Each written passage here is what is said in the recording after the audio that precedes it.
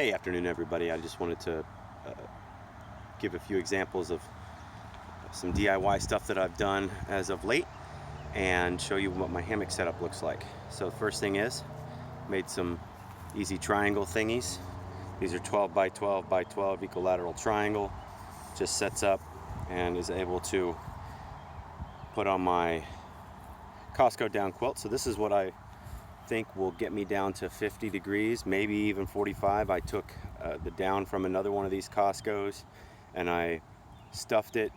After I seam ripped this one, I cut off two of the channels on the ends to make it not as wide, and so it has about, I think, 6-7 ounces of down in it.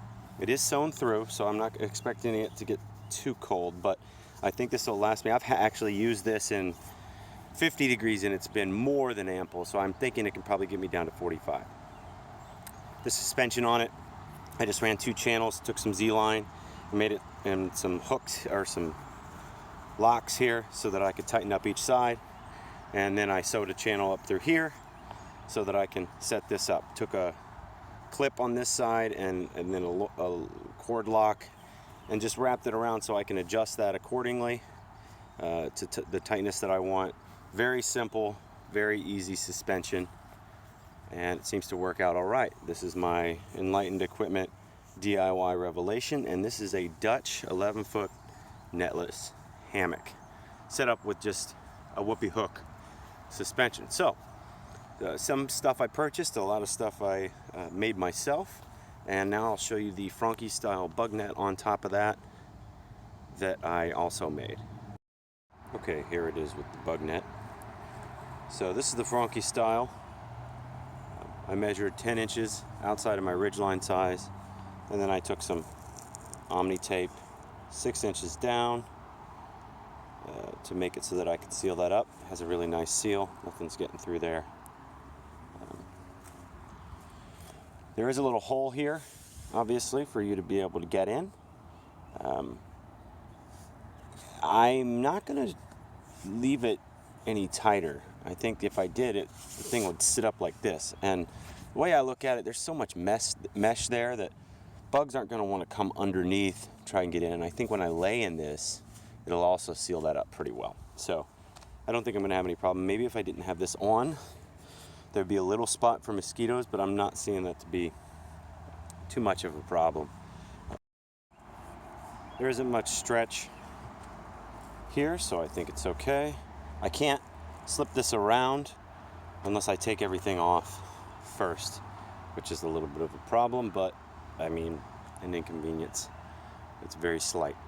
Okay, so there's that. And now we have my DIY tarp.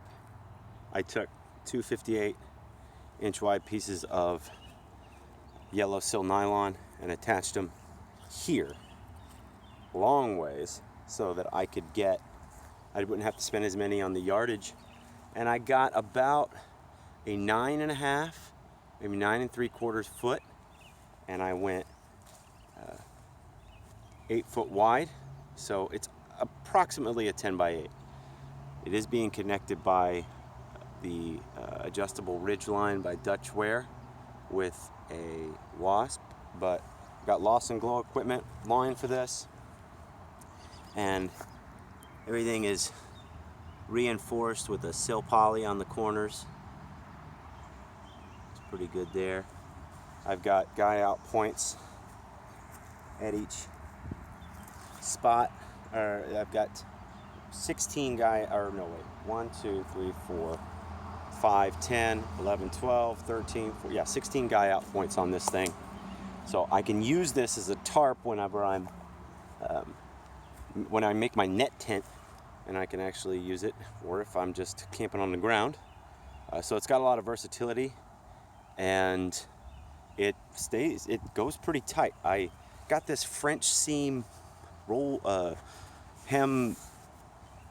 French seam, what's the feld seam thing I kind of did, and it was a little bit more difficult than I thought, but it turned out really well, and I think that it's going to keep everything dry. I don't think there's enough tension to cause any problems considering that the seam is on that part. But I'm also going to make it asymmetrical because, like I said, it's just at 10 feet. And with my ridge line being 110 inches, you're getting to be a little small. So I'm going to set it up now asymmetrical on here and you'll see what I mean.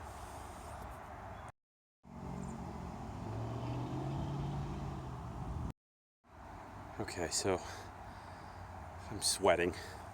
I'm definitely a novice when it comes to setting this up. I had to go completely asymmetrical from corner to corner in order to get enough room over top of my tarp or my hammock. So it works.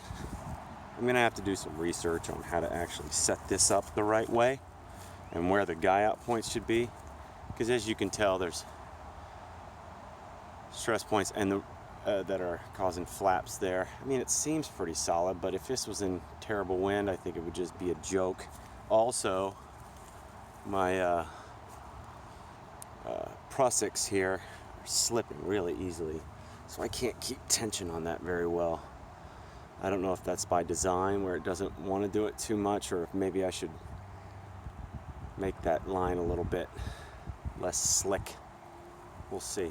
But essentially, that's what I have, and once I figure out a way to do it the right way, it'll be complete.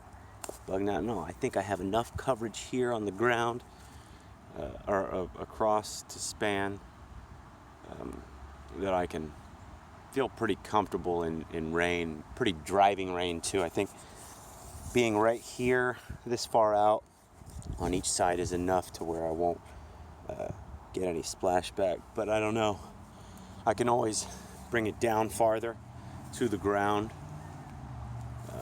This is pretty spread out for a nice day, maybe some light rain, but yeah, that's it, man.